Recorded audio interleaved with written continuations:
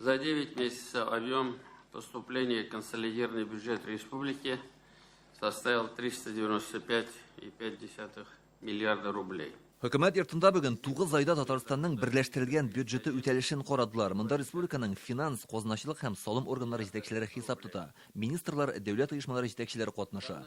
Rayon başlıkları video ölimte aşağı qaray.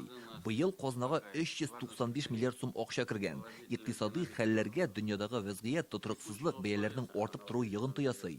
Tatarstan reisi bugünkü üzgerişen şartlarda uyav bulurga ündey. Данные объемы поступлений не должны нас успокаивать. Важно сохранить положительную динамику доходов. В текущих условиях ситуация может измениться в любой момент. Сейчас необходимо продолжить соблюдать жесткую финансовую дисциплину для абсолютного исполнения первоочередных и социальных обязательств. Создать запас прочности. Белгечләр әйтүенчә, бүгенге көндә уйланырлык җирлек бар. Узган елның шушы вакыты белән чагыштырганда республиканың берләштерелгән бюджетына салымнардан кергән акча 1,12 миллиард сумга кимрәк. Бу Татарстандагы нефть, газ һәм химия тармагында эшләүче зур оешмаларның табышы кими белән аңлатыла. Чөнки дөнья базарында нефткә бәя төште, ә инде керем кимегәч, салым да азрак була дигән сүз. Кыскасы, акча санаганны ярата дигән әйтем бүген аеруча игътибар үзәгендә. Табышка салым буенча 133 миллиард сум акча җыелган, шуның 30%-ын нефть чыгару һәм газ тармагындагы оешмалар каплый. Химия, нефть химиясе, сәүдә һәм туклану оешмаларының да өлеше зур. Бюджет киременең тагын бер өлешен физик затларның табышына салым тәшкил итә. 9 ай эчендә ул 93 миллиардтан артык җыелган. Киңәшмәдә әйтүләренчә, Татарстанлылар узган елның шушы вакыты белән чагыштырганда табыш салымын 22%-ка күбрәк түләгән. Тик Апас һәм Яңа Чишмә районнарында бу күрсәткеч түбәнәйгән. Шул ук вакытта салым түләү буенча уңай күрсәткеч тә бар.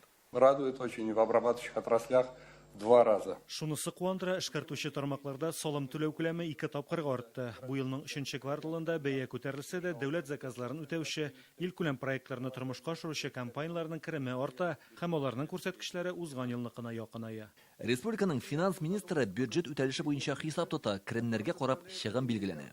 20 елның 9 айында Татарстан Республикасы берләштерелгән бюджетына салым һәм салым булмаган киремнәр 331,12, шул исәптән республика бюджетына 283,17 миллиард сум күләмендә тупланды.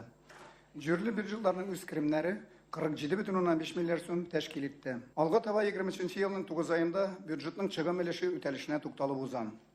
Татарстан Республикасының берләштерелгән бюджет чыгымнары 353 миллиард сум тәшкил итте. Республика бюджеты чыгымнары 302,8, җирле бюджетлары 107,17 миллиард сум күләмендә үтәлде. Ел башына калган бюджет акчалары һәм 9 айда тупланган киремнәр хезмәт хакларын тулысынча һәм үз вакытында түләргә, барлык дәрәҗәдәге бюджетларның планлаштырылган чыгымнарын җитәрлек күләмдә финансларга мөмкинлек бирде.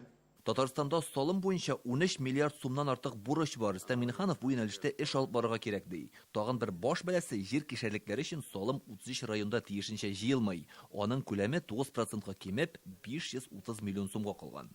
Нужно постоянно держать руку на пульсе отраслевым министерством совместно с Министерством экономики, Министерством финансов и налоговыми органами следует продолжить проведение балансовых комиссий с курируемыми предприятиями, оказывать содействие производителям, в том числе в получении мер господдержки. Ил күләм проектларын тормышка ашыру төп бурычларының берсе. Быел бу максатка 43 миллиард сум акча тотыла. Шуның 15 миллиард республика казнасыннан бүленә. Киләсе елда башкарылачак эшләрне программага кертү буенча федераль үзәк белән эшләргә кирәк ди Рөстәм Миннеханов. Необходимо продолжить работу с федеральными органами по включению мероприятий республики, госпрограммы и национальные проекты для их софинансирования в следующем году. Рөстәм Миннеханов куйган төп максатлар салым буенча бурычлар санын киметү, бюджет үтәлешендә эшне җиренә җиткереп башкару.